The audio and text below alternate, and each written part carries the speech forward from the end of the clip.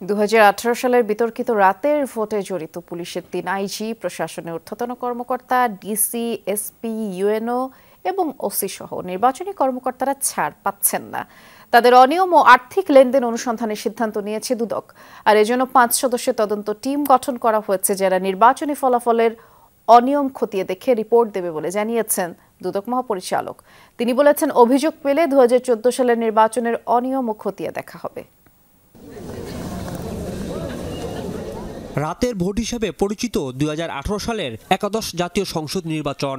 নুরুল হুদা কমিশনের নেতৃত্বে হওয়া এই ভোট নিয়ে ব্যাপক সমালোচনা হয় দেশ বিদেশে।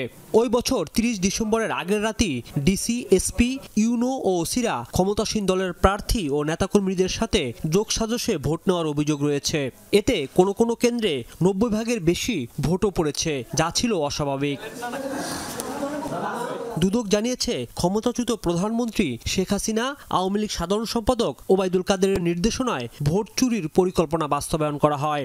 জড়িত ছিলেন তখনকার জনপ্রশাসন উপদেষ্টা এস.টি. ইমাম, প্রতিরক্ষা উপদেষ্টা তারেক আহমেদ সিদ্দিকী, সাবেক 3 আইজিপি জাবেদ পাটোয়ারি, শহীদুল হক, বেনজির আহমেদ ও ডিএমপি কমিশনার আসাদুজ্জামান মিয়া, যাদের তত্ত্বাবধানে ভোটের আগের রাতে ক্ষমতাসীনদের বিজয় নিশ্চিত করা হয়।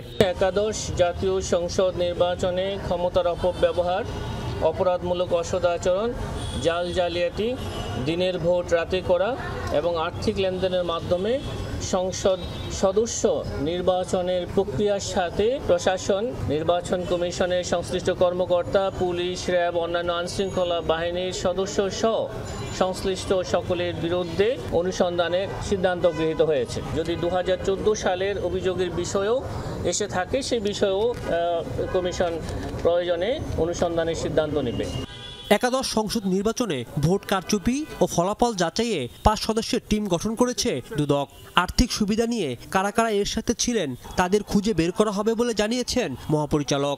অনুসন্ধানে টিম যাদেরকে মনে করবেন, এটা রেকর্ডপত্র পর্যালোচনায় যাদের সম্পৃক্ততা পাওয়া যাবে, তাদের সকলকেই অনুসন্ধানের আওতায় আনা হবে। নির্বাচন পরিচালনার কার্যক্রমের সাথে যারা আছেন তারা থাকবেন। সেখানে জেলা প্রশাসন আছে, পুলিশ প্রশাসন আছে, এখানে র্যাব আছে, অন্যান্য আইনশৃঙ্খলা বাহিনীর সদস্যরা আছেন, উপদেষ্টারা আছেন।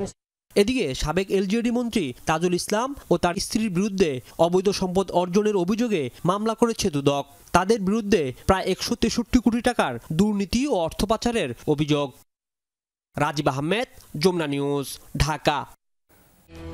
দাঁড়াও, এখন তো জীবাণুদের থেকে বাঁচালে সারাদিন কে বাঁচাবে? ডেটল বাঁচাবে। ডেটল জীবাণুর বিরুদ্ধে 12 ঘন্টার সুরক্ষা বলয়। সুরক্ষার বিশ্বাস থাকুক দিনভর।